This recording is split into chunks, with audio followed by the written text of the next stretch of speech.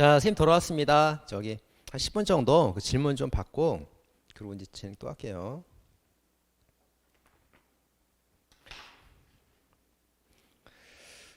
자, 저기 승진에서도 그 최신 판례가 중요하냐고 하는데요. 아, 중요하지. 중요하니까 제가 지금 하는 거죠. 그 승진에서 최신 판례 정말 중요합니다. 정말 중요하니까 꼭 들으셔야 되고요. 자, 키워드 자료는 이제 책으로 나왔어요. 책으로 나와가지고 자료를 이제 카페에 올려주면 좋겠지만 그건 이제 출판사 계약 때문에 안 되겠어요. 그래서 책은 나왔는데 뭐 비싸지 않습니다. 키워드 하나 사시면 되겠고요. 그래서 현장 모의고사 보시러 오신 분들한테는 제가 BMF 만들어서 제가 또 사비로 BMF 만들어 또 나눠드렸어요. 자, 직권남용 관련 사방이 이제 정말 중요합니다. 이번 시간에 나와요. 최근에 정말 잘 나오고 있습니다. 자, 시험 긴장 안 나는 노하우 있죠? 합격하겠다는 욕심을 버리세요. 너무 지나치게 욕심을 내시면은 또 오히려 잠이 안 오고 그러니까 일단 나는 최선을 다한다. 결과는 하늘에 맡기겠다. 근데 최선을 다했으면 합격하거든요. 그 욕심만 좀 버리세요. 그러시면 이제 긴장감이 좀 줄어들 겁니다. 학설도 좀 찍어주세요. 그 학설은 제가 심화이론 같은 경우는 그 찍기 특강으로 간단히 할 수가 없어요. 심화이론 좀 설명을 자세히 해야 되기 때문에 아까 초반에 말씀드린 것처럼 최기판 특강을 했거든요. 최기판의 심화 문제가 70문제밖에 안 돼. 700문제도 아니고 70문제라고. 정말 중요한 거 70문제 딱 뽑아갖고 그 강의 최단 압축해서 5시간인가 4시간 다 해놨단 말이에요. 무료로. 그거 들으시면 돼요. 학설은 그거 들으시면 됩니다. 직접 모의고사는 키워드가 있으면 안 되죠. 왜냐하면 모의고사는 키워드는 제가 정리하는 책 키워드가 있어야지. 모의고사는 자기가 실제와 똑같이 풀어보는 거니까 모의고사 키워드를 표시해주면 안 되죠. 연습을 못 하잖아요. 그죠? 자, 위계공지방 변호인 휴대폰 판례. 아, 그거는 이제 위계공지방이 변호인 휴대폰 있잖아요. 그래서 위계공지방에서 변호인이 그 교도관 나갔을 때 휴대폰 쓰게 하는 건 위계공지방이 됩니다. 근데 그 교도관 만나고 나서 그 면회하고 나서 집사 변호사를 시켜서 밖에 나가서 개인 심부름 시킨 거. 이건 제가 안 돼요. 또 나눠서 보셔야 됩니다. 아, 비매품 배포 예정 없으신가요? 비매품은 여기 현재 오신 분들 한 500건 정도 제가 만들어서 다 나눠드렸어요. 다음에 기회가 되면 또 이벤트 같은 것도 하도록 할게요. 자, 형벌 상한만 가중 이분은 무슨 말이냐면 징역 1년에서 5년 사이가 있으면 1년이 하한이고 상한이 5년이잖아요. 가중할 때는 상한 5년만 가중합니다. 감경할 때는 하한 1년하고 상한 5년 둘 다 감경해요. 그래서 가중은 상한만, 감경은 상한 한 둘 다 합니다. 자, 최신 판례 요거 이제 그 보시고 이해가 다 되시는 분들은 책입판 뭐 따로 정리할 필요 없어요. 제가 여기다 다 정리해 준 겁니다.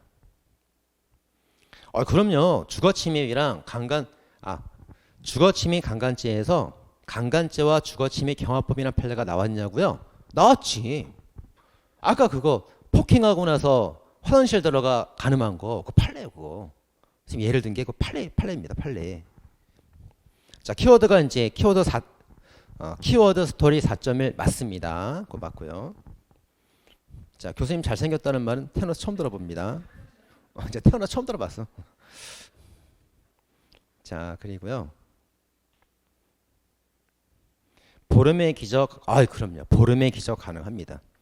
다만 이제 그동안 여러 가지 자기가 그 밑바탕이 좀 돼 있어야죠. 공부 하나도 안 하고 지금까지 놀다가 갑자기 보름 만에 되는 건 아니겠죠, 물론. 근데 어느 정도 밑바탕이 돼 있으면 보름 또 열심히 하시면은 좋은 결과 있습니다. 자, 채권량도 횡령죄는 무죄가 돼요. 채권량 행동죄 무죄 판례 바뀌었고요. 다만 사기죄는 그 판례 변경되지 않았습니다. 자, 모의고사는 시험 직전에 푸는 거 아니에요. 지금부터 일주일에 하나씩, 일주일에 2개씩 이렇게 지금부터 차근차근 푸셔야 돼요. 그래야 이제 막판에 위력을 파는 거지. 모의고사 막판에 막 푼다고 되는 거 아닙니다. 지금부터 조금씩 푸세요.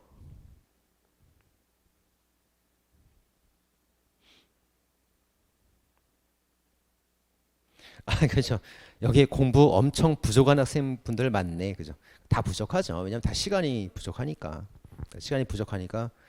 자, 여러분들의 실력이 부족하거나 능력이 부족한 건 아니에요. 공부가 부족한 건 맞지만 왜냐하면 시간이 안 되는 거지. 뭐 능력이 부족합니까? 누가? 시간이 부족한 거지. 그래서 다 열심히 하시면 다 될 수 있어요. 자, 승진 수험생한테 원기총에 넣은 사법시험 문제는 과한가요? 그러는데 이제 그 원기총에 사법시험 기출도 있거든요. 경찰 채용이나 간부 학생들은 다 풀어봐야 돼요. 승진 분들은 조금 제껴도 괜찮을 것 같습니다. 그래서 제가 그 제껴도 되게끔 체계판에다가 70문제만 딱 뽑아갖고 승진한테 필요한 것만 딱 넣었거든요. 그래서 그거 보시면 될 것 같습니다. 그죠. 지금 설명 다 이해되면 괜찮은 겁니까? 굿. 합격입니다. 이거 지금 듣고 이해가 다 되는 학생들은 합격 예감. 필합격. 그 공부하는 사람도 이해가 안 돼요, 이거. 그죠? 그래서 이해되시면 공부 잘 되신 거예요. 이거 합격하실 것 같습니다. 자, 변호사 시험 기출 다 볼 필요 없습니다. 다 볼, 선별해서 보시면 되겠는데, 그 자기가 선별을 못하겠다 그러면 다 안 봐도 돼. 변호사 시험 기출 안 봐도 됩니다.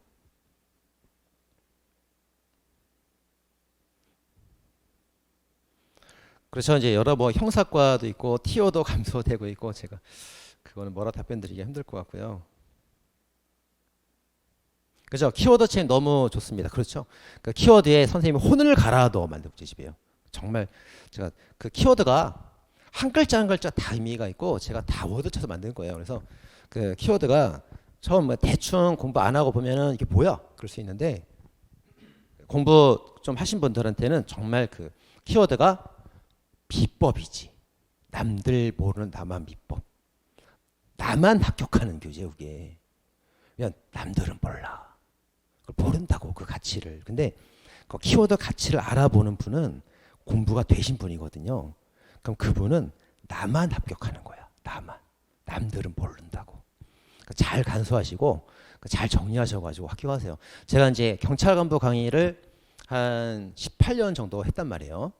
경찰 간부 합격생 50명 중에 거의 대부분 다 제 강의 들은 학생들이거든요.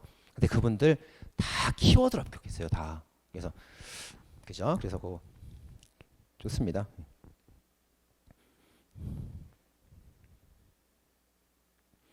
저 키워드 구입하셨다고 감사합니다.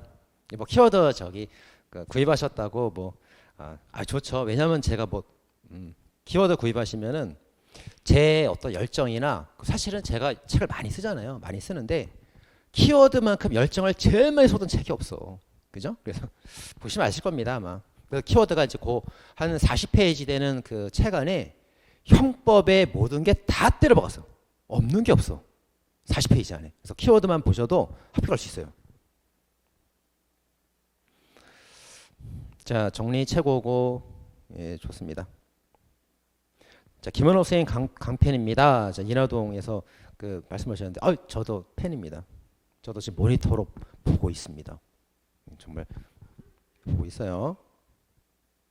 자, 그리고 이제 다음 카페에 글도 많이 올려주시고 하면은 제가 또 답변도 드릴게요. 자, 오상방위에서 이제 불법 수범설에 따를 때 행위방해가 존재하지 않는 이유는, 자, 오상방위라는 건 뭡니까? 강도인 줄 알고 착오로 때린 거잖아요. 강도인 줄 알고 내 마음속에 정당방위로 때린 거잖아요. 그러니까 내 마음은 정당하잖아요. 그러니까 행위방 가치가 없지. 다만 때리고 보니까 친 거잖아요. 결과방 가치가 있는 거죠.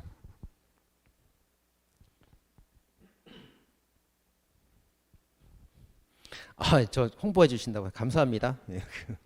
키워드 급구함. 자, 감사합니다. 이제 10분 정도 지났으니까요. 그럼 강의를 이제 마저 하도록 하겠습니다. 이제 앞으로 한 50분, 45분, 한 50분 정도 더 하시면은 이제 강의가 끝날 것 같아요. 그럼 이제 화장실 갔다 오셨죠? 그럼 마지막 이제 강의하도록 하겠습니다.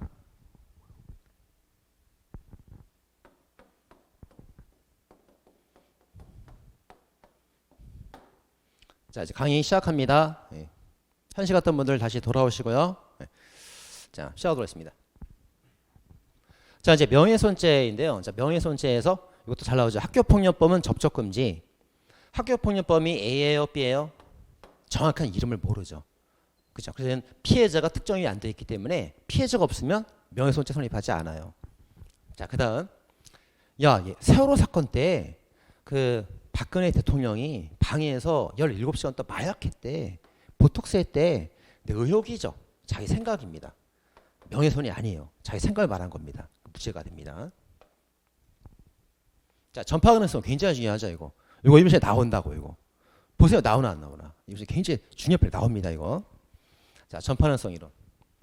자, 공연성이라는 게 이제 공연성의 의미에 대해서 그 판례가 전파 가능성 이론을 만들었잖아요.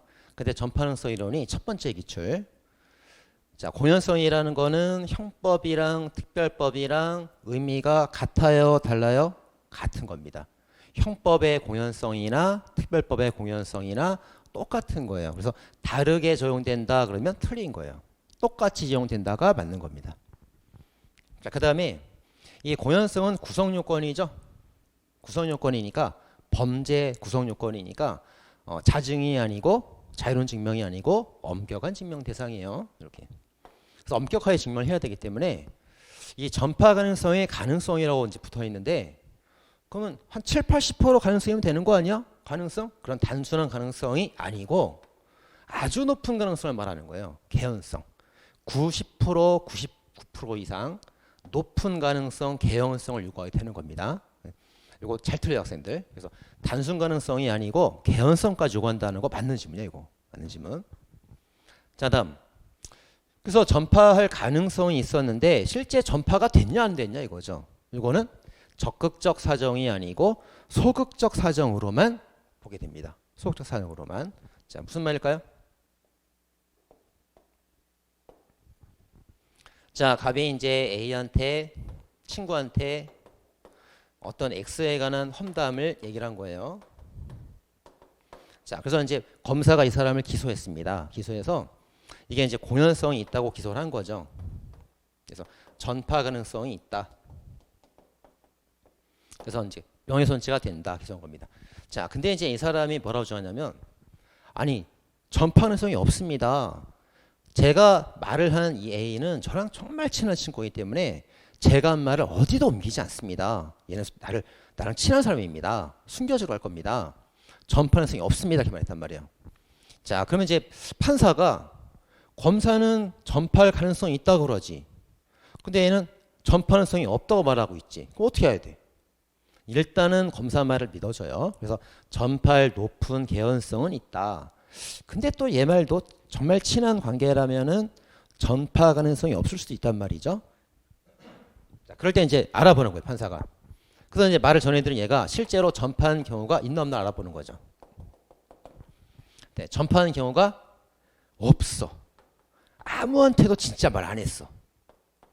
아무한테 말 안 했다고. 그러면 이제 판사는 어떤 그 생각을 하게 됩니까? 아, 이 사람 말이 맞구나. 정말 친한 사이였네. 진짜 전파가 한 건도 안 됐구나. 그러면 범죄를 부정하는 쪽으로 판사가 생각을 하게 되는 거예요. 그래서 실제 전파가 하나도 안 됐네. 그래서 전파 가능성 검사의 말이 틀렸다고 판결이 나올 수도 있다는 거예요. 그죠? 그런 내용입니다. 자, 그래서 높은 가능성이 있으면 원래 이제 유죄가 되는 게 원칙인데 실제 전파가 하나도 안 됐어. 하나도 안 됐다고? 실제로. 진짜. 그러면 죄가 부정되는 사정으로 감안해서 볼 수도 있겠구나. 그 말입니다. 적극이나 소극입니다.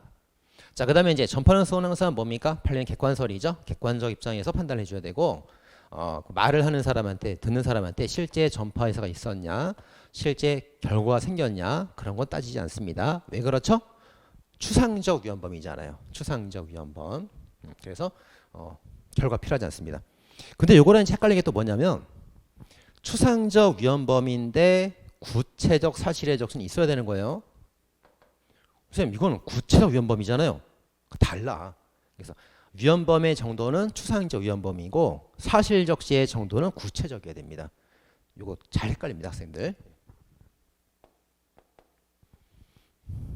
자, 갑이 X에 관한 험담을 A한테 했단 말이에요. 말을 했다고. X가 이러이러한 애래. 그 X에 대한 비난을 할 때 그 말은 구체적인 말을 해야 돼요. X는 나쁜 새끼야. 그게 갖고 안 된다고. 갖고 안 되고 X가 돈을 언제 받아 먹었어. 이렇게 구체적인 말을 해야 된다고. 사실 적시할 때는. 자, 근데 이제 이게 위험성을 따질 때 이렇게 전파될 위험성을 따질 때 요거는 이제 추상적 위험으로 막연한 위험감만 가지고도 기소가 된다 이거예요. 그래서 사실적시는 구체적이어야 하고 위험성의 정도는 추상적으로 되는 거란 말이에요. 다르죠? 다르니까 두 개 틀린 거 아닙니까? 그럼 안 돼요. 두 개 다른 말이니까 이것도 맞고 이것도 맞습니다. 또 하나 정리하자면, 자, 우리가 이제 항상 그 여러 가지 범죄를 따질 때 구체적이어야 한다. 반드시 구체적이어야 한다. 틀린 말이요. 근데 반드시 구체적이어야 한다. 맞는 게 있어요. 협박죄하고 명예훼손죄입니다. 협박죄하고 명예훼손죄. 이 두 개는 협박의 해악의 고지가 구체적이어야만 해요. 그리고 명예훼손의 사실적시도 구체적이어야만 합니다. 그 두 개는 구체적이어야만 하는 거니까 꼭 기억하시기 바랍니다. 두 개. 자, 다시 보겠습니다. 자, 공연성이면은 형법과 특별법이 같아요, 달라요? 똑같은 공연성입니다. 엄격한 증명이고요. 자, 전파 가능성은 단순 가능성이에요, 개연성이에요? 개연성입니다. 그럼 실제 전파가 됐냐는 범죄 적극 요건이에요, 소극 요건이에요? 소극 요건. 자, 객관적이에요, 주관적이에요? 객관적 판단. 자, 위험성의 정도는 어느 정도? 추상적인 정도, 막연한 정도로 되고, 사실적시는 어느 정도? 구체적이어야 합니다. 구체적이어야 되는 경우는 협박죄, 명예훼손죄가 대표적입니다. 자, 그래서 이제 플레이가 나왔는데, 선생님 여기 제가 이제 식당 가서 막 말을 했는데요. 친척이 듣고 있어요. 그치? 친척은 친한 사람이니까 전파 가능성이 없잖아요. 그죠? 근데 흥분하지 말고, 친척 흥분하지 말고 끝까지 읽어보세요. 그 자리에 친척만 있는 거 아니었잖아요. 다른 사람들도 있잖아. 그러면 친척은 말을 전달하지 않겠지만 요 다른 사람들이 말을 전달할 수가 있거든. 그리고 다른 사람들 때문에 전파 가능성이 인정됐던 사건입니다. 그래서 문제 푸실 때 그 친척 측근 나왔다고 흥분하지 말고 그 사람 말고 또 다른 사람이 있는 걸 꼭 찾아봐야 됩니다. 여기 있으면 전파 가능성 인정되는 겁니다. 그렇게 보셔야 돼요. 자, 이제 공연성 엄격한 증명이고요. 자, 그 다음에 자, 원래 이제 그 특정한 사람한테 말을 했을 때 그 갑이 A한테 말을 했을 때 A가 이제 사적으로 친밀한 사람이라든가 친한 사람이 있죠? 친척, 측근, 남편, 친구, 친한 사람들. 그럼 공연성 없어요. 직무상 비밀유지 의무가 있는 공무원들. 내가 국정원한테 말을 했잖아. 너 뇌물 먹었다고 국정원 직원한테 말했다고. 근데 국정원 직원은 직무상 비밀유지 의무가 있기 때문에 국정원 직원한테 말했을 때 공연성 없습니다. 없고. 다만 이제 이런 경우에도 이 말을 전해 들은 사람이 불특정원 또는 다수에게 전파될 만한 특별한 사정이 있으면 뭐 있을 수가 있겠지만 이런 경우들 원칙은 소극인 거예요. 원칙 소극. 원칙 소극이 뭡니까? 그 사적 친밀 관계 직무상 말을 했을 때 원칙은 무죄가 되고 이런 특별한 경우가 있을 때 예외적으로 처벌될 수 있다 겁니다. 그죠? 그래서 문제를 푸실 때 사적 관계나 직무상 관계가 나오면 공연성 없다고 푸시는 거예요. 특별한 말이 나올 때만 공연성 인용 대놓고 푸시면 되는 겁니다.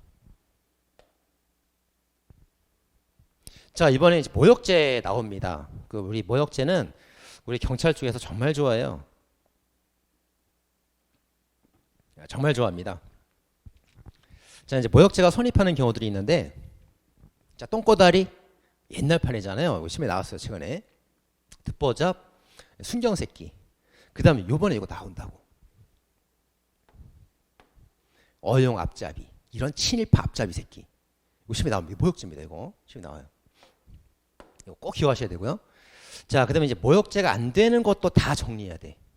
이거 모욕죄가 다 안 되는 거예요. 다 안 되는 것들인데, 부모가 그러니 네가 그렇지. 뭐 노란하고 있네. 나이 먹은 게 자랑이냐? 아이 씨발. 이거는 객체가 피해자가 정해져 있지가 않죠. 모욕죄가 안 되고. 연장자 이름 부르면서 야 원우가 이렇게 이제 무례하게 말을 한 거예요. 모욕죄가 안 됩니다. 그리고 야 자식을 범행 방패로 삼고 있네.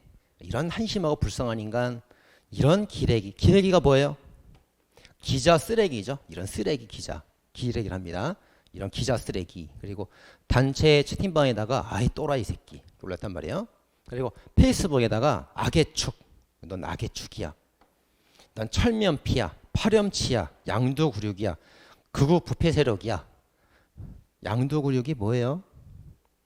양의 머리를 딱 걸려. 우리 가게는 양을 팝니다. 양머리 올려놓고 실제 파는 거는 개고기 파는 거예요. 그죠? 겉만 번지르르 하고 속 알맹이가 없다 그런 뜻입니다. 이게 모욕죄가 안 되는 판례들이에요. 안 됩니다. 그 먼저 이제 딱 잘라가지고 그 모욕죄가 되는 거랑 안 되는 걸 먼저 정리해야 돼요. 이렇게 되는 거 안 되는 거 정리한 다음에 그다음 최근 출제 방향이 이제 어떻게 나오고 있냐면 모욕죄 안 되는 것 중에서도 구성요건 해당성 조각하고 구성요건 해당성은 있지만 위법성이 조각되는 거하고 구별해서요. 구별해서. 이게 한 3년 전에 경찰 간부회에서 한번 출제가 된 다음부터 그 다음부터 유행을 타기 시작했어요. 유행을 타기 시작했기 때문에 이번 시험에 나올 가능성이 있습니다. 최근에 잘 나오고 있어요. 이거. 그죠? 그래서 어떻게 이걸 다 외웁니까? 외우는 방법이 있어요. 그래서 일단 이제 이렇게 그 오프라인에서 그냥 말을 한 경우는 전부 다 구성요건 해당성 조각으로 무죄가 되고요. 근데 위법성 조각이 되는 경우들은 다 문구를 줘요. 어떻게? 인터넷 의견란, 인터넷, 그죠? 카톡 단체 채팅방, 페이스북 이렇게 온라인으로 글을 올린 경우는 전부 다 위법성 조각이에요. 아시겠죠? 그래서 일단은 제가 되는 거 안 되는 거 구별할 줄 알아야 되고 원칙은 다 구성요건 조각인데 이 인터넷이나 단체 채팅방이나 페이스북 이런 걸 찾아야 된다고. 그거 나오면 위법성 조각이야. 그래서 실제 최근 기출 이거 나왔어요. 기레기. 실제 어떻게 나왔냐면 인터넷에다가 기레기라고 쳤다. 모욕죄 구성요건 해당성이 있다 이렇게 나왔어. 있다. 맞아 틀려요? 맞는 거예요. 구성요건 해당성 있다니까? 맞다니까? 근데 위법성이 없다? 그래야지. 그죠? 구별해서 봐야 됩니다. 이거 꼭. 자, 다시 정리. 일단 모욕죄가 되는 거는 이제 어용합잡이 꼭 기억하셔야 돼요. 칠밥잡이 새끼. 이거 제가 되는 거고 제가 나머지 다 안 되는 건데 그냥 말하면 구성요건 조각 그리고 인터넷 넣으면 위법성 조각이에요. 꼭 구별할 줄 알아야 됩니다. 자, 근데 주거침입죄 또 중요하지. 다 중요하대. 다 중요해. 중요한 것만 했으니까. 정말 중요해. 주거침입죄 이번에 나와. 진짜 나온다고. 선생님 안 나오면요. 나온다니까. 안 나오면 그건 출제원이 잘못한 거야. 내가 잘못한 게 아니고. 출제해야만 된다고 이건. 정말 중요하니까. 안 내면 출제자가 잘못한 거예요. 출제자가. 아시겠죠? 정말 중요합니다. 자, 먼저 첫 번째. 자, 공동 주거자의 출입. 잘 보셔야 돼요. 공동 주거자의 출입. 그래서 이렇게 이제 남편하고 아내가 살고 있는데 남편이 쫓겨났어요.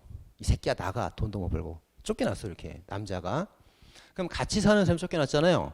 그럼 같이 살던 남편이 들어온 거예요. 이거 제가 되느냐 이거죠. 제가 안 됩니다. 근데 이제 남편이 쫓겨났다가 들어올 때 자기 마누라가 무섭잖아. 무서우니까 혼자 들어가면 맞거든. 맞으니까 엄마 데려왔어요. 엄마를 딱 데리고 같이 왔습니다. 이렇게.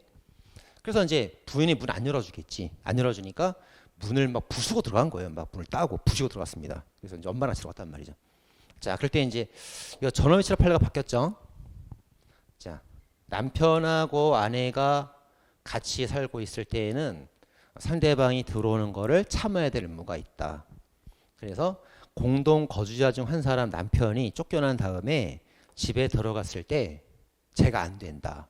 그리고 들어갈 때 자기가 살던 집이니까 자물쇠를 부수고 들어가도 괜찮다. 제가 되지 않는다. 그리고 이제 그 남편의 허락을 받고 남편이 엄마를 데리고 왔죠. 얘가 무죄니까 정범이 없으니까 공범도 없는 거예요. 엄마도 무죄가 됩니다. 다 무죄가 되는 거예요. 이렇게 바뀌었죠.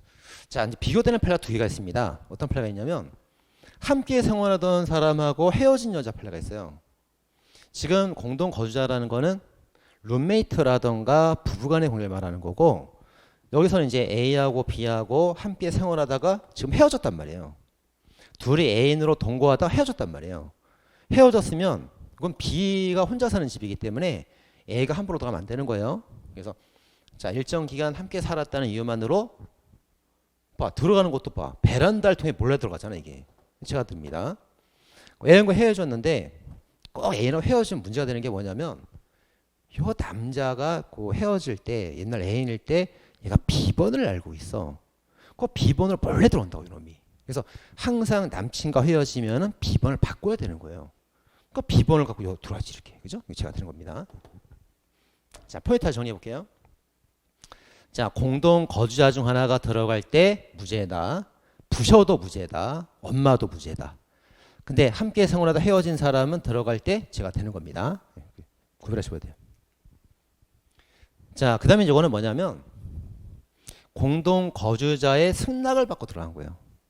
자, 남편하고 처하고 둘이 살면은 아까 남편이 들어간 사건이죠. 이건 남편이 출장 중일 때 다른 남자가 요 처하고 간통하려고 들어간 겁니다. 그래서 공동 거주자 승낙을 받고 들어간 사건이에요. 아까 공동 거주자가 들어간 사건. 이건 공동 거주자의 승낙을 받고 다른 사람이 들어간 사건. 자, 그럼 이제 이때 그 남편의 의사에 위반되겠죠? 현장이 없으니까 남편의 의사에 위반될 거란 말이에요. 근데 판례가 이제 전압으로 바뀌었습니다. 자, 이 사람이 간통하러 들어갈 때 남편 의사에 위반되건 말건 따지지 마라. 다른 거주자 의사에 반하는지 따지지 마라.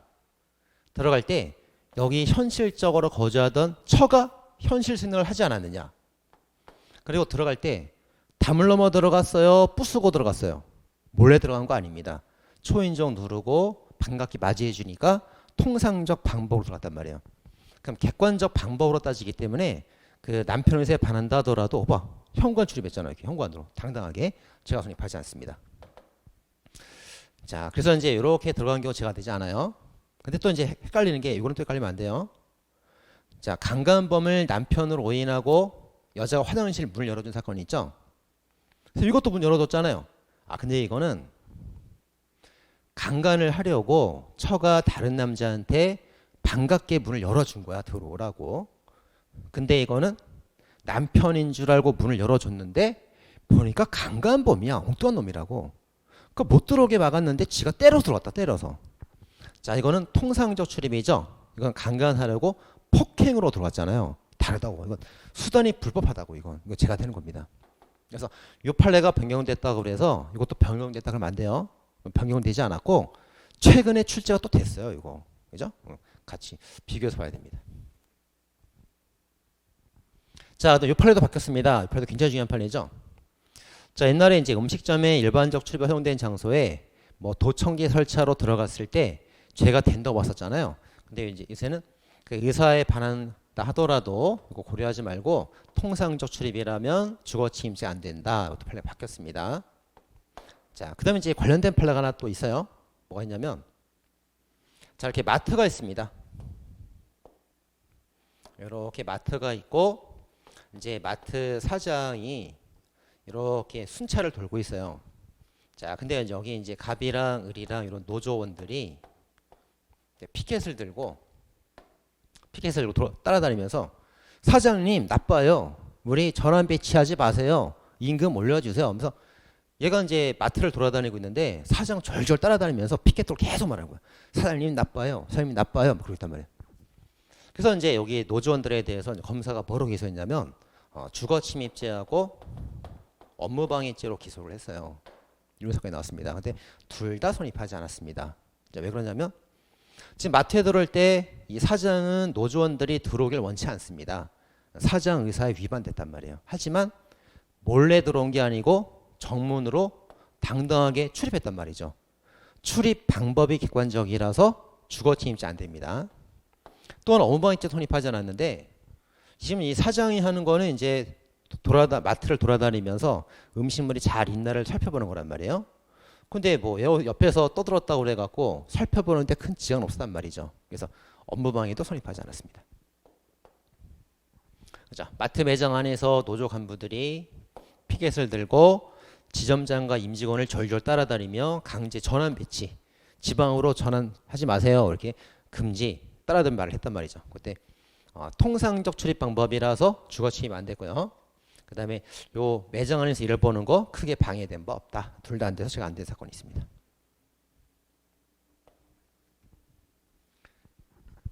자, 이제 절도죄에서 이 사건은 그 이미 우리가 알고 있는 판례인데 요번에 이제 경찰 간부 기출이 되었죠. 그래서 갑이 귀금속을 구입할 것처럼 가장해서 주인에게서 목걸이 받았다. 갑이 주인에게서 목걸이 받았다. 그럼 주인은 가지라고 준 거예요? 구경하라고 준 거예요? 구경하라고 줬죠. 근데 들고 튀었습니다. 그러면 절도예요? 사기예요? 다 알고 있을 텐데 사기가 아니라 절도죠. 절도가 됩니다. 횡령인가? 횡령 아니죠. 절도입니다. 자, 절도가 되려면 이제 어떻게 됩니까? 범인 갑의 입장에서 볼 때 타인 소유, 타인 점유여야 되겠죠.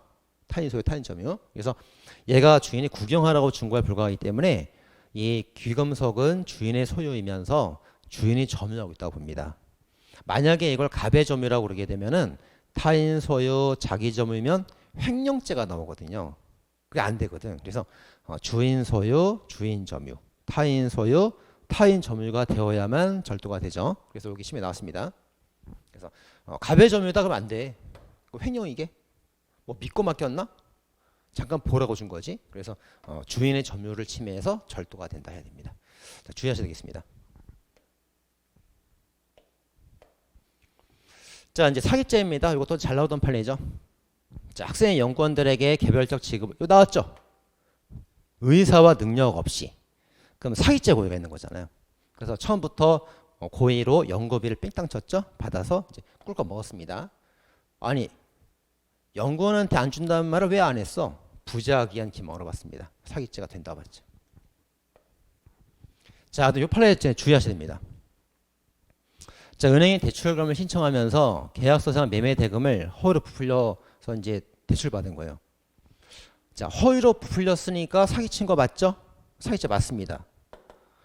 선생님, 근데 여기도 부풀린 판례가 있는데요. 헷갈린다고 학생들이.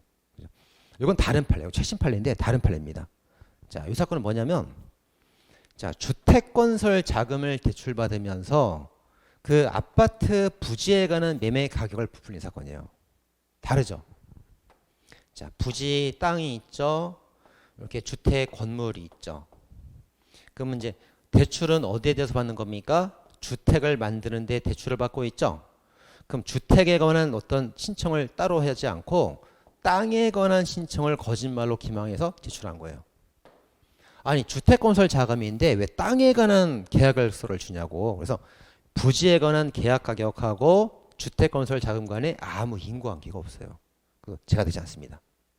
자, 그래서 부풀렸다 그러면 사기죄 된다고 보시면 되겠고, 근데 확인할 게 뭡니까? 요거 확인해야 돼. 주택자금하고 부지 매매 계약서인가? 객체가 다르잖아요. 꼭 이거 확인해야 됩니다. 요거 나오면 이제 사기죄 안 되는 거예요. 이렇게 확인하시면 되겠습니다.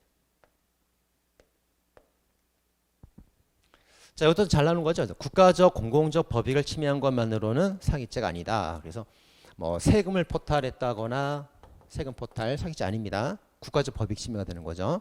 자, 그다음에 뭐 자격증을 뭐 허위로 했다든가 이런 거 제가 안 돼요. 다만 이제 사기죄 되려면 뭐 의사와 능력이 없음에도 불구하고 재산 침해와 동일하게 평가된다면 사기가 될 수도 있겠지. 이게 시험에 잘 안 나오고 이게 잘 나옵니다. 국가적 법익 침해만 가지고는 사기죄 안 됩니다. 자, 이번에 이제 가상자산 시험에 나올 것 같아요.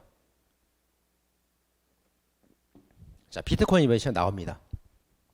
자, 일단 가상자산이 나왔을 때는 이제 뭘 정리해야 되냐면 재산상 이익이에요. 비트코인이 누가 막 몇 개를 줬어. 좋잖아. 재산상 이익이 맞아요. 맞습니다. 자, 재산상 이익이면 몰수가 됩니까? 안 됩니까? 앞에서 배웠었는데, 자, 형법 총칙의 48조의 몰수는 써있네. 안 되죠. 형법상 임의적 몰수는 재물만 된다고 배웠잖아. 좀 전에 1교시에. 안 되고 이제 범죄수익은리법에 따른 몰수는 돼요. 이거는 제한상 이익도 몰수가 된다고 그랬잖아요. 몰수가 됩니다. 자, 또 하나. 자, 착오로 송금받아서 이걸 사용했을 때 우리가 이제 그 금전에 관해서는 착오 송금 이체받은 거 사용하면 횡령죄가 된다는 판례가 있잖아요. 근데 그거는 이제 왜 죄가 되냐면 금전이라 죄가 됐던 거예요. 금전이라서. 근데 이 그 가상자산 비트코인 같은 경우는 아직 법으로 보호받는 금전이 아니죠. 아니기 때문에 이거를 착오 이체받아 사용했다 하더라도 객체로 보호를 받지 못하니까 횡령죄나 배임죄가 성립하지 않는다고 봅니다. 착오 송금은 법으로 보호받는 거니까 횡령죄였고 가상자산은 횡령 배임 안 돼요. 자, 비트코인은 뭐라고요? 재물이에요? 이익이에요? 제한상 이익. 몰수가 돼요? 안 돼요? 됩니다. 형법상 몰수는 안 되겠지만 범죄수익은리법 몰수는 돼요. 그다음에 법정화폐가 아니므로 횡령배임 안 됩니다. 자, 이제 양정한 명의신탁 전압 판결이 나왔죠. 이것도 이제 꽤 좀 됐는데 이것도 정리를 한번 잘 해보도록 하겠습니다. 자, 일단 수탁자하고 명의신탁 계약을 맺어요. 근데 그 명의신탁 계약 자체가 유효입니까? 무효입니까? 무효. 그러면 신탁 계약에 따라서 수탁자 명의로 등기를 하게 되는데 등기도 무효. 그럼 명의신탁 신뢰관계는 보호할 필요가 없죠. 불법이니까. 따라서 수탁자가 그걸 딴 데 팔아먹어도 갑한테 신탁자한테 배신을 해도 횡령죄가 안 되죠. 불법한 신뢰는 깨트려도 죄가 되지 않습니다. 그죠? 자, 그래서 지금까지 정리해 보면, 자, 양자간 명의신탁이건 중간 생략 등기 명의신탁이건 계약 명의신탁이건 이 세 가지 명의신탁에서 수탁자와 처분할 때 다 무죄예요. 다 무죄입니다. 따로 공부할 필요가 없어요. 명의신탁 처분 다 무죄가 됐습니다. 다 횡령죄 다 성립하지 않습니다. 자, 그런데 횡령죄가 되는 게 있다니까. 그걸 조심해야 돼. 그걸. 최근에 출제가 되고 있습니다. 자, 뭐 주의해야 돼요? 상호명의 신탁이 있죠. 상호명의 신탁. 그래서 자, 구분 소유 관계에서 토지를 반으로 나누어 갑이랑 을이 나누어 사용할 때, 구분돼 사용할 때 그게 상호명의 신탁인데, 이거 상호명의 신탁 넣으면은 이거는 횡령죄 돼요. 이거는 유효라고. 이건 주의해야 돼요. 또 하나, 부동산 명의신탁에서 종중과 배우자 명의로 나오면 이건 명의상 유효거든. 부동산 실명법 8조에 따라 유효란 말이에요. 그래서 주의해야 됩니다. 그래서 종중 배우자 있고 판례는 종중 판례가 있죠. 주의해야 됩니다. 이거. 그리고 횡령죄 되는 겁니다. 이거. 그래서 이제 명의신탁에 나오면은 빨리 상호인지 종중인지 빨리 찾아봐야 된다고. 이거 있으면 횡령죄 되는 거니까. 또 있어요. 주식의 명의신탁이 또 있다고. 부동산이 무효죠. 주식명의신탁 유효입니다. 그래서 주식명의신탁도 죄가 돼요. 이건 배임죄가 되겠지. 제한상 이익이니까. 그죠? 그렇게 됩니다. 자, 명의신탁에서 처분했다. 무죄가 원칙. 근데 상호명의신탁, 종중 배우자, 횡령죄가 되고요. 주식은 배임죄가 됩니다. 자, 가수금 판례가 나왔어요. 자, 가수금이 뭡니까? 가짜로 수금한 돈이죠. 그래서 이제 회사가 있고 대표가 있을 때 자기 돈을 가짜로 회사에 넣었다가 잠깐 빌려뒀다가 돈을 빼는 거예요. 이렇게. 그래서 가수금을 넣었다가 빼면은 불가버립니다. 내가 내 돈 뺐다 넣는데 무슨 죄가 돼? 죄가 안 됩니다. 자, 근데 이제 문제는 회사 금전을 횡령하여 범죄가 성립이 됐거든요. 이런 말이 나온다고. 이런 말이 나오면 그 별도의 가수금이 있었다 하더라도 이미 성립한 횡령죄에는 변함이 없는 거예요. 잘 구별해야 됩니다. 여기는 일을 이렇게 나오잖아요. 일을. 그죠? 자, 이제 회사가 이렇게 있는데 회사 돈이 있겠죠. 이렇게. 예, 돈이 있고 그 다음에 얘가 이제 가수금을 넣겠지. 그죠? 예. 근데 이제 그 팔레간지 신문 이렇게 나온단 말이에요. 자, 갑이 회사 돈을 빼가지고 횡령죄가 성립했다. 가수금이 있다는 것만으로 횡령죄 성립에 변함이 없는 거예요. 그렇죠? 근데 이제 무죄가 될 때 어떻게 나오냐면 가수금이 있었는데 그것을 뺐다 이렇게 나온단 말이에요. 그러면 유죄는 거지. 다른 돈이니까. 그죠? 그렇게 해석하셔야 됩니다. 회사에 가수금을 넣는데 그 가수금을 뺐다잖아. 그럼 무죄. 그 다음에 회사에서 다른 금전을 빼가지고 죄가 됐으면 가수금 채권이 있었다더라도 얘랑 얘는 다른 돈이니까 횡령죄 된단 말이에요. 그죠? 그렇게 포인트가 좀 다르니까 주의해서 보셔야 되겠습니다. 자, 이제 배임죄를 좀 정리해 보도록 하겠습니다. 배임죄가 이제 전화회에 따라서 많이 바뀌었죠. 자, 이제 배임죄 주체는 대행자와 협력자 두 개가 있어요. 자, 대행자는 이제 남의 재산 관리자고 협력자는 자기 재산 관리자예요. 그래서 남의 재산 관리자는 배임죄가 되는 게 원칙입니다. 남의 재산이니까. 근데 자기 재산인데도 죄가 되는 게 있단 말이죠. 원래 자기 재산은 무죄가 원칙인데 자기 재산도 죄가 되는 경우로서 이거밖에 없죠. 등, 지, 개, 공, 주, 토, 닭이죠. 등에 등에를 짊어지고 거기 공주를 등에 지게를 짊어지고 토닥토닥 하는 거예요. 등지게 공주 토닥입니다. 자, 근데 등기라고 넣으면 부동산이겠죠. 매매랑 서면증여는 그 배임죄가 돼요. 근데 등기라고 다지가 되는 거 아니야. 담보라던가 구도증여는 배임죄가 안 된다고. 이거 구별해 줘야 돼요. 그리고 이제 개주가 나와도 다 배임죄 되는 거 아니죠. 개 불입금을 납입을 잘 했을 때에는 그 개금을 안 줬을 때 배임죄가 되는데 납입이 안 된 상태에서는 개금 안 줘도 죄가 안 되는 거예요. 그 다음에 공주 토닥은 공법상 채권인데 이거 말고 뭐 임차권, 소유채취권, 상표권 이런 거는 사적 채권이라서 배임죄가 안 나와요. 그래서 등지게 공주 토닥 꼭 기억하셔야 됩니다. 자, 그래서 이제 풀어볼게요. 자, 문제를 푸는데 부동산이래.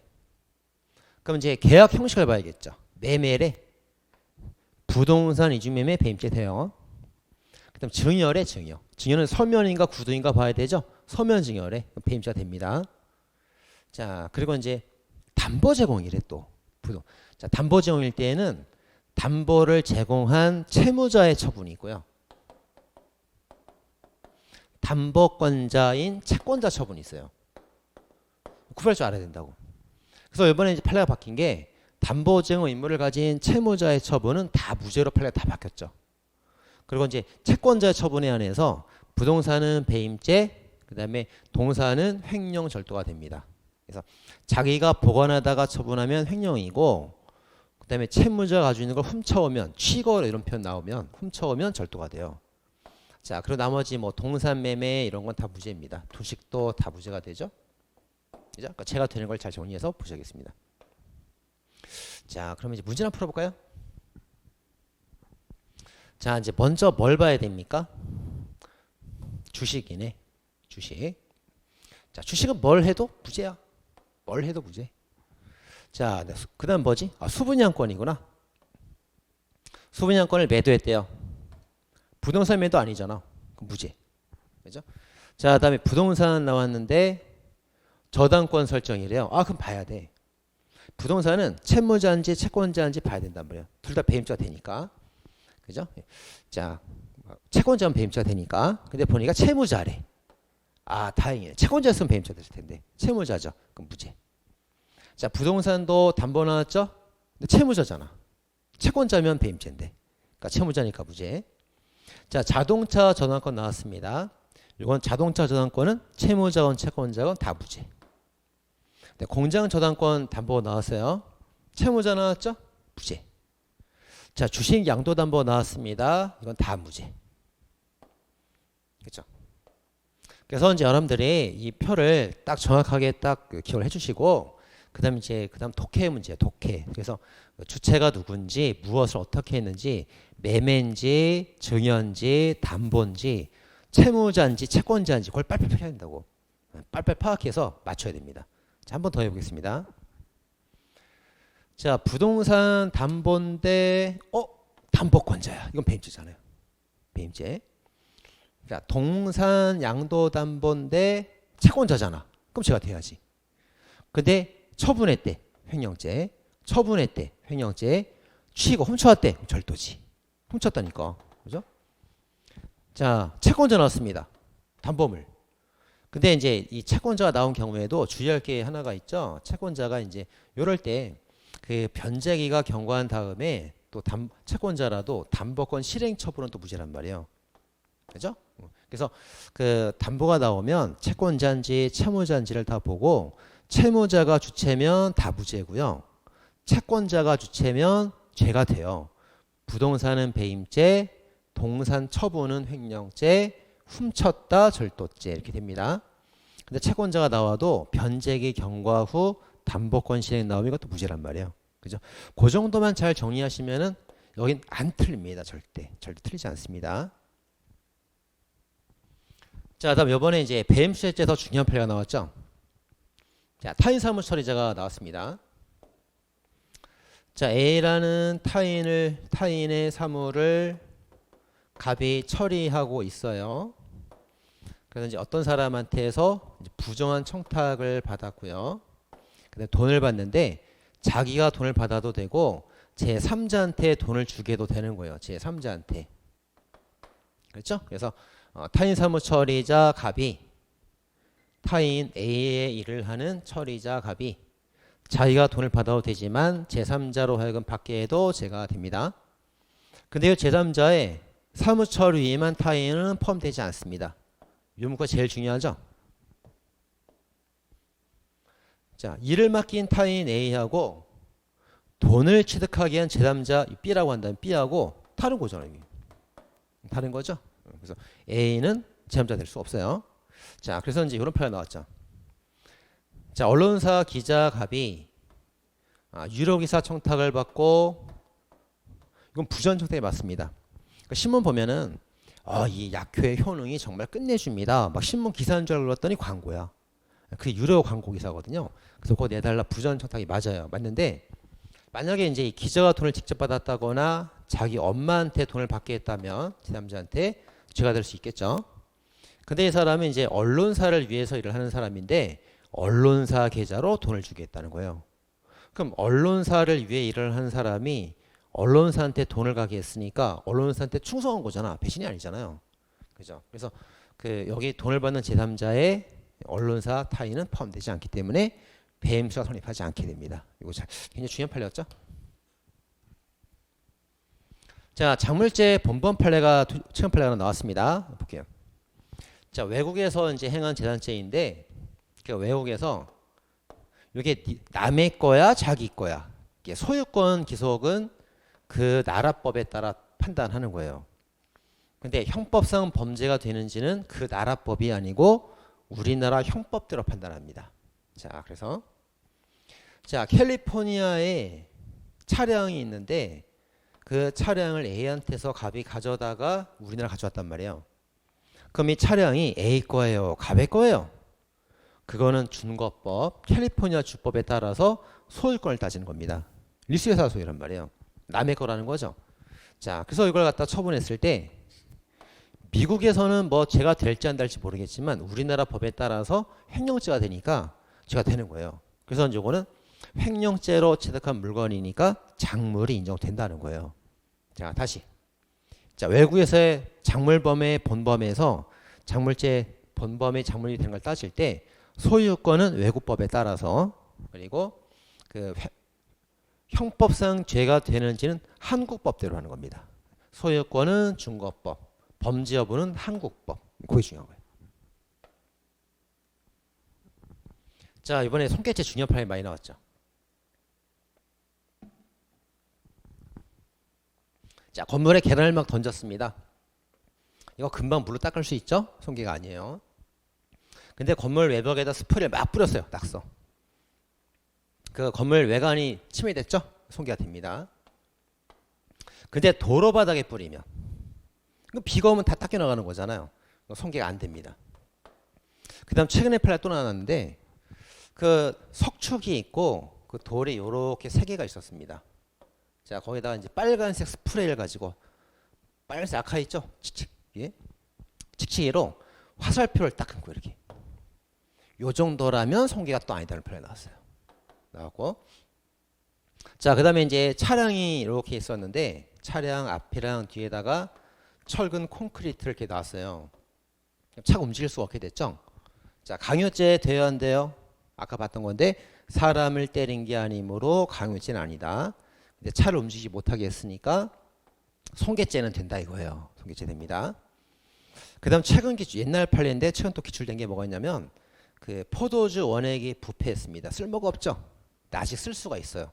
식초로 쓰면 되거든. 그래서 손괴죄가 된다는 옛날 판례가 한번 출제가 된 적이 있습니다. 되게 중요하죠. 계란 안 돼요. 외벽 스프레이 됩니다. 바닥 스프레이 안 되고요. 화살표 정도 괜찮은 거예요. 그 다음에 차를 움직이지 못하겠다. 강요죄가 아니라 손괴죄입니다. 포도주 썩어도 식초로 쓸 수 있으니까 손괴죄 객체로 부과되는 겁니다. 자, 이제 여러분들 이번에 지입회사에 관한 판례들이 많이 나왔는데 지입회사를 정리해 보도록 하겠습니다. 자, 이제 지입계약이 있고 지입회사랑 지입차주가 있죠. 그럼 이제 지입차주가 자기 돈 주고 차를 산 차의 주인이에요. 근데 회사에다 등기, 등록, 명의를 맡기면서 회사 소유가 돼버립니다. 회사 소유가 되는 거예요. 그 다음에 이제 지임료 내면서 이제 관리 운행하는 겁니다. 이렇게. 자, 그럼 여기서 요 회사가 차주를 배신하면 자기 소유물에 관한 배신이니까 배임죄가 돼요. 그러면 회사가 맡긴 물건을 차주가 배신하고 팔아먹으면 남의 물건이니까 횡령죄가 되는 거예요. 그 다음 차주가 지임료를 냈는데 지임료를 회사가 마음대로 써버리면, 자, 이건 두 문자도 있는데요. 이건 회사 소유입니다. 횡령죄 안 됩니다. 불가벌. 자, 그 다음에 차주가 점유하고 있던 차를 회사가 훔쳐가면 자기 거 훔쳐갔죠? 권행방이에요. 그 다음 회사가 점유하던 것을 차주가 가져가면 차주 입장에서 남의 거 가져온 거죠? 절도가 된단 말이에요. 정리해놨죠? 자, 그래서 이제 그 지입회사 명의이기 때문에 이제 회사가 소유자가 되는 거예요. 소유자가 되는데, 자, 회사 소유물을 회사가 배신으로 처분했다. 자기 소유물 배신이다. 배임죄. 차주가 처분했다. 차주 입장에서 남의 거잖아요. 횡령죄입니다. 자기 거 배신은 배임, 남의 거 배신은 횡령이에요. 자, 그 다음. 자, 회사 소유가 있는 건데, 자, 회사 대표가 차주 점유차를 회사가 가져갔대. 자기 거 가져갔죠? 권행방.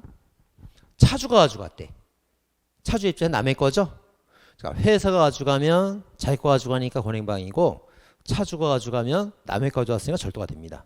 그러니까 자기 거, 남의 거, 자기 거, 남의 거 그거예요. 그러니까 지임용 소비 이제 무죄가 됩니다. 이렇게, 그죠? 다섯 개 꼭 정리하시겠습니다. 자, 최근에 이제 범죄단체 조직자가 잘 나오고 있는데요. 단체랑 집단이 있습니다. 그럼 단체건 집단이건 조직성을 갖춰야 돼요. 통솔력까지 있으면 단체고, 통솔을 못하면 말을 안 들어 애들이. 통솔이 잘 안 돼. 그러면 집단인 거예요. 그래서 보이스피싱 사기 조직은 통솔이 잘 되니까 단체다 이렇게 봤고요. 무등록 중고차 매매는 통솔이 잘 안 돼. 집단이라고 봤습니다. 왜 통솔이 잘 안 됐을까요? 중고차 매매 상가가 외부에 있거든. 자, 회사 본사에 사무실이 있는데 중고차를 건물에 쌓아두진 않잖아요. 그러니까 외부에 조그만 사무실이 있었다고. 차가 이렇게 막 서 있을 때. 그래서 통솔이 잘 안 되기 때문에 이건 집단이다 봤습니다. 자, 이렇게 보시면 되고요. 자, 사문서 위주에서 이제 그 오답률 굉장히 높은 것들이 있어요. 자, 회사에 대표가 이렇게 있는데, 자, 회사로부터 포괄 권한을 받았습니다. 회사로부터. 그럼 포괄 위임 받았으니까 이는 권한이 있는 사람이 됩니다. 위조죄 성립이 안 되겠죠? 권한이 있으니까. 자, 근데 대표로부터 포괄 권한을 또 받은 사람이 있다고. 자, 대표는 이 대표한테 권한 위임 받으면 중복된 대표가 되겠죠? 중복 대표가 됩니다. 그래서 아니 회사 대표가 둘이나 있어. 그래서 회사 대표는 권한이 있는데 중복된 대표는 권한이 없단 말이에요. 그래서 이거 잘 봐야 돼요. 회사로부터 포괄 위임은 권한이 있고, 대표로부터 포괄 권한 받은 사람은 중복 대표니까 이는 권한이 없단 말이에요. 위조가 된단 말이에요.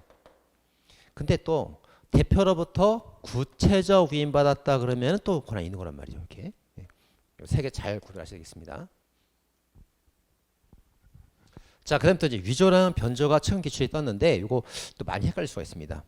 자, 우리가 위조랑 변조를 구별할 때, 자, 내용을 변경했다. 변조예요. 근데 내용을 변경해서 새로운 가치가 만들어졌대. 새로운 가치가. 그럼 위조로 풉니다, 또. 자, 근데 내용을 바꿔서 새로운 증명력이 나왔는데 동일성이 침해가 된 건 또 아니래. 똑같은 거래. 그럼 또 변조가 되는 거예요. 그렇죠. 이거 선생님이 이렇게 만든 게 아니고 판례가 이렇게 말한단 말이에요. 그러니까 이거 잘 정리해야 됩니다. 내용 변경, 변조. 새로운 증명력은 위조. 동일성이 침해된 건 아니다 그러면 또 변조 이렇게 봅니다. 자, 이런 판례가 뭔데요? 이 판례죠, 판례. 그래서 등기상 전부 증명서 하단에 열람일시 부분이 있었는데 이렇게 등기상 전부 증명서가 있었는데 날짜 부분을 지우고 복사해서 교부한 사건이죠. 그래서 전체 동일성을 침해할 정도는 아니니까 날짜는 새로운 증명력을 얻게 된 거예요. 11월 3일 날이 11월 5일 날로 새로운 증명력을 갖도록 날짜를 변경했단 말이에요. 근데 이제 이 등기 서류가 등기소에서 발행을 하는 거기 때문에 똑같은 등기소 발행에 그 동일성이 침해된 건 아니란 말이에요. 딱 그래서 이 사안이 변조가 된 사안입니다. 그 위조냐 변조냐 속여서 물어볼 수 있단 말이에요. 속여서 물어본 기준이 떴단 말이에요. 이게 그죠? 주의하셔야 되겠습니다. 자, 이제 허위 공문서 작성죄가 나왔습니다. 여기서 이제 중요한 질문이 있는데 우리가 기존에 이제 허위 작성죄가 아닌 거 사실의 거짓이었고 고의로 법을 잘못 적용했을 때 그럴 때 영어 건 과정 영어 선생님은 경과를 먹어도 죄가 되지 않는다 배웠단 말이에요. 자, 여기서 좀 중요한 게 뭐가 있냐면 이 준공검사 조서 같은 경우는 조사 서류이기 때문에 현장을 조사하고 쓰는 서류예요. 그래서 거짓말을 쓰면은 사실의 거짓이 있는 거예요. 근데 기성검사 조서도 마찬가지야. 이것도 조사 서류니까 마찬가지 원래는. 자, 근데 기성검사 조서는 이제 어떤 말이 추가되냐면 주탑이 제작되었음을 전제로 이런 말이 들어가요. 이런 말이 들어가면서 기성공사에 대한 기재가 전혀 없었다 이런 문구가 들어간단 말이죠. 그래서 요 문구가 이걸 나타내는 말이에요. 이런 말이 나오면 허위 사실이 아니었다 이렇게 보면 되는 겁니다. 이렇게 자, 설명 해줄게요. 자, 무슨 말이냐면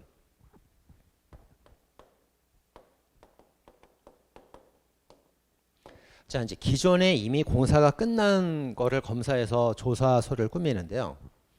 자, 이렇게 공사 현장에 주탑이 만들어지지 않았습니다. 아직 이제 공사가 이렇게 만들어졌고 현재 30% 공정률이에요. 주탑이 만들어진다면 이제 이게 40%니까 전체 70% 공정률이 된단 말이에요. 그죠? 자, 근데 이제 이 사람이 그 기성검사 조서에다가 뭐라고 썼냐면 주탑이 완성되었습니다. 완성 안 됐는데 주탑이 완성되었습니다.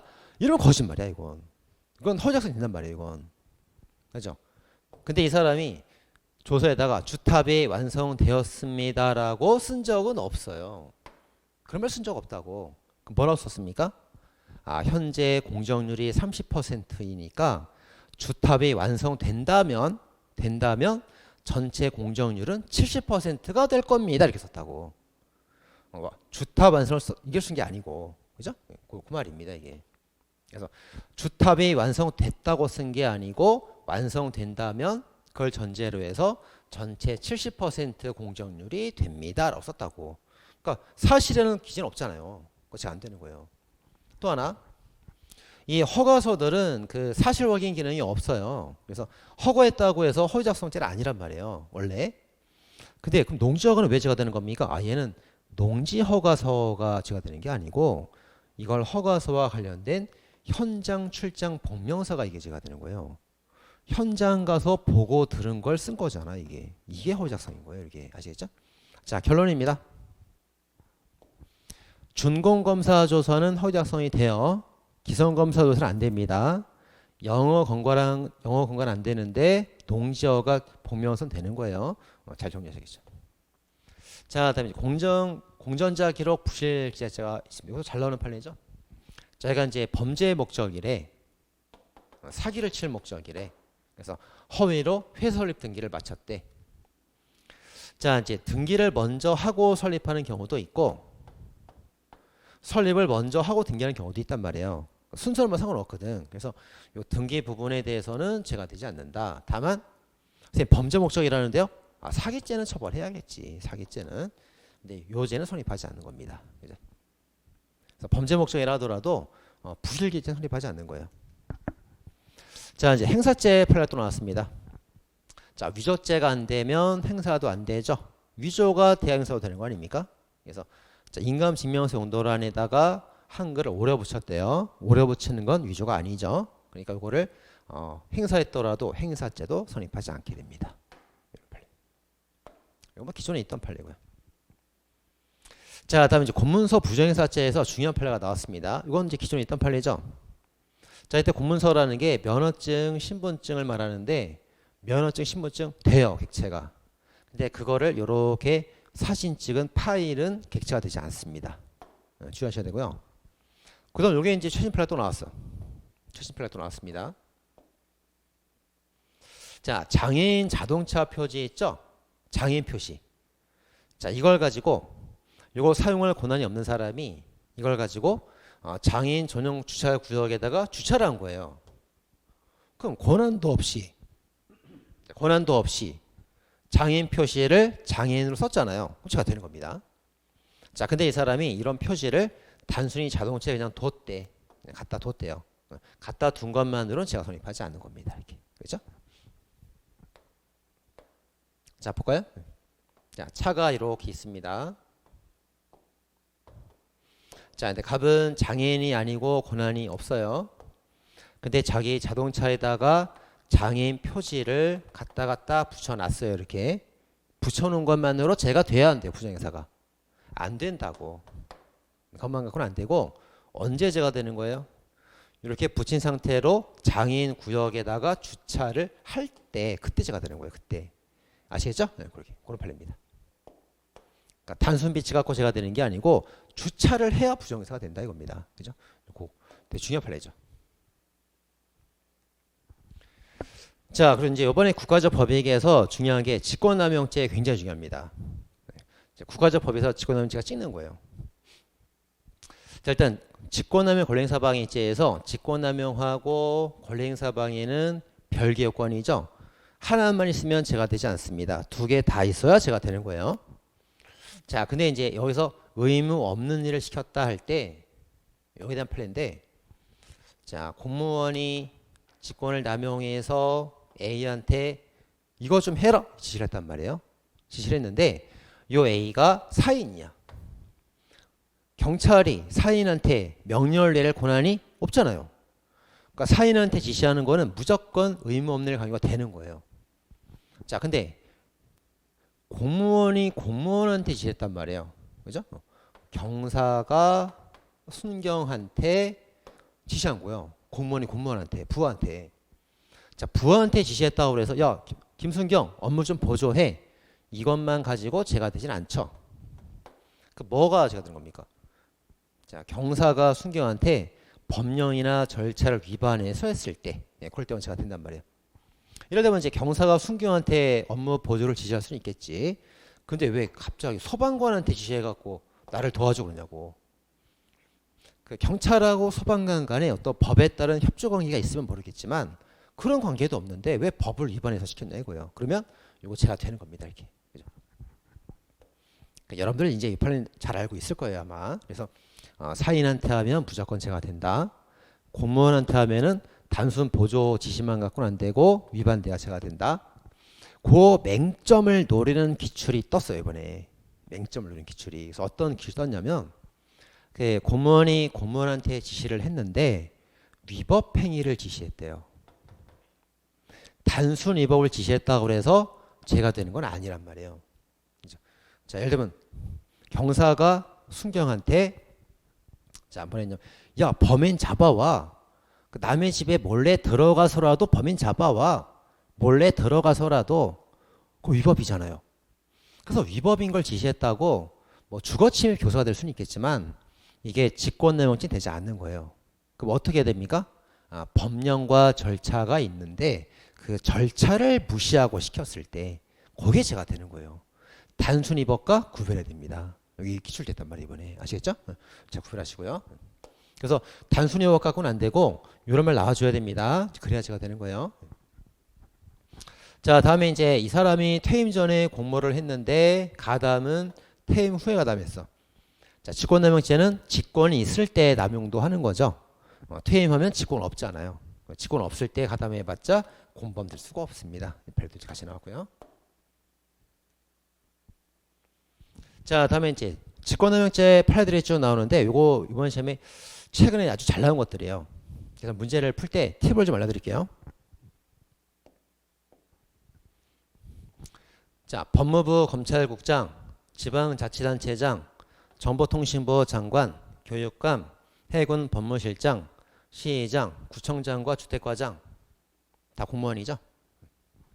근데 뭐를 결정했대, 변경했대, 다 무죄인 거야. 그럴 만한 권한이 다 있는 거예요. 다 있습니다. 다 무죄. 자, 근데 이제 죄가 되는 거는 좀 달라. 문구를 찾아내야 돼. 그래서 교육감사는 어떤 말이 있냐면 대상이 될 수 없는, 자격이 없는 사람을 뽑으려고 조정했대잖아요. 요 말 때문에 죄가 되는 거예요.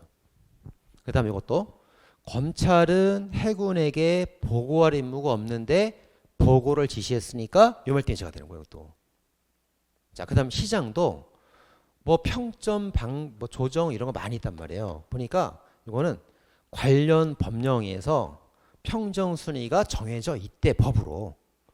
법으로 정해져 있는 걸 지 멋대로 바꿨다는 거지. 이 말 때문에 제가 되는 거예요. 그런 말이 없잖아요. 얘는 그런 말이. 그죠? 그 다음에는 이제 조합원 아닌 자격 없는 자를 하게 했으니까 제가 되는 거고. 자, 그래서 이제 이렇게 제가 되는 게 그 4개가 있는데 대상이 될 자격이 없었다, 자격이 없었다, 의무가 없었다, 법에 정해져 있다. 요 4개는 주의해야 됩니다. 그래서 요 4개 빼고는 전부 다 누가 뭐 결정했다, 다 무죄가 되는 거예요. 이렇게. 네, 그랬죠? 네. 자, 그렇게 정리해 주겠습니다. 다 기출됐던 겁니다. 최근에. 자, 다음에 이제 공무상 비밀수할죄가 나옵니다. 그래서 다른 공무원에게 직무집행 일환으로 전달했다 그러면 무죄가 되는 거고요. 다만 얘가 이제 또 다른 사람한테 누설을 예상할 수 있다. 문제가 될 수 있겠죠. 자, 또 최근 기출이 하나가 뭐였냐면 FTA 체결이에요. 그래서 미국과 자유무역 협정을 위한 대응 문건으로서 그 어떤 그 조약에 관한 문건이거든요. 일반인들은 내용을 잘 모른다고. 이것도 누설하면 죄가 된다. 이런 필요가 또 출제가 됐습니다. 자, 이제 뇌물죄입니다. 자, 이제 뇌물죄요. 뇌물죄 중요하죠. 또 자, 갑이 사인이고 삼성 을이 공무원입니다. 박근혜. 그 다음에 병이 제3자예요. 최순실. 이렇게 되는 거예요. 네. 자, 그럼 박근혜가 삼성을 시켜서 최순실한테 뇌물을 주겠단 말이에요. 그죠? 자, 그럴 때 이제 이 박근혜 죄가 뭐가 되는 거예요? 제3자 뇌물 수수죄가 되는 거예요. 그죠? 얘가 제3자니까. 그죠? 자, 한패거리로 볼 수 있으면 뭐가 됩니까? 한패거리로 볼 수 있으면은 단순 술해죄 공동 전범이죠. 근데 다른 사람으로 본다면 제3자 뇌물 수수죄가 되는 거예요. 한패거리냐 다른 사람이냐 그때 다 달라지는 겁니다.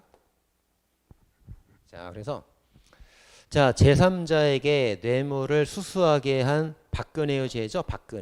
박근혜의 죄가 성립하기 위해서 최순실은 그게 뇌물인 것을 알 필요가 없어요.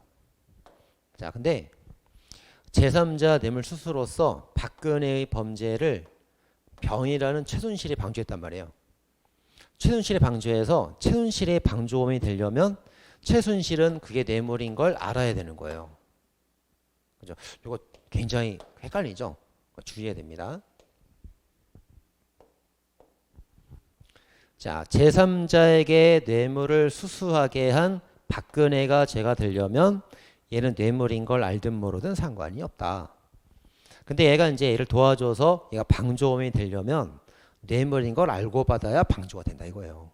그죠? 국어 문제인데 잘 해석해야 됩니다. 자, 수수죄를 묻고 있죠? 수수죄를. 그럼 제3자는 뇌물인 걸 몰라도 된다고. 방조죄를 묻고 있죠? 병해죄를. 그럼 얘가 알아야지. 그죠? 그 죄명을 잘못 판단하시면 돼요. 자, 다음에 이제 수방조죄 성립했을 때 방조도 총칙에 적용돼서 방조가 될 수 있고요. 될 수 있고. 자, 그 다음 요 돈을 받은 사람이 공무원과 다른 사람이면은 제3자고 한패거리면 공동전범인 거예요. 그죠? 그래서 이렇게 됩니다.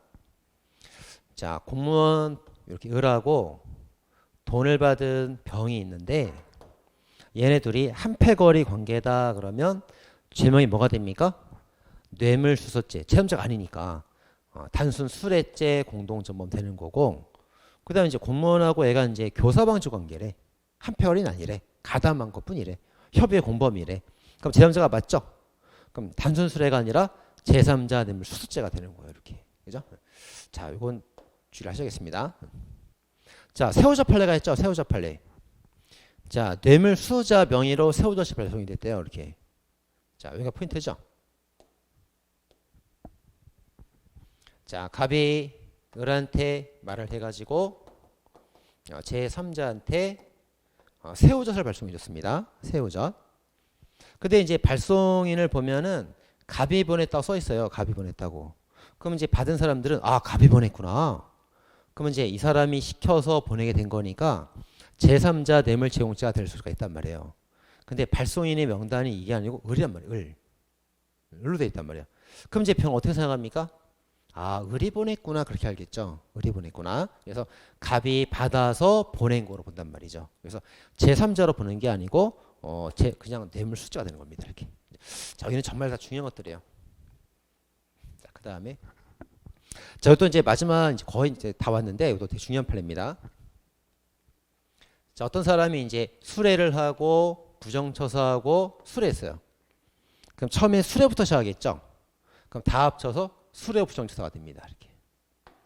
자, 근데 이제 131조 3항의 1항이고 133조 2항인데 부정처사 수뢰하는 자가 또 있단 말이죠. 131조. 이거는 이제 처음에 수뢰가 없어야 돼요. 없어야 되고 부정행위부터 하고 수뢰를 했을 때 이런 자가 나오는 거예요. 이렇게. 그죠? 판례는 요거에 대한 판례가 있습니다. 주의해야 됩니다. 이거. 그러니까 처음에 수뢰로 시작하면 수뢰 부정처사예요. 자, 그다음.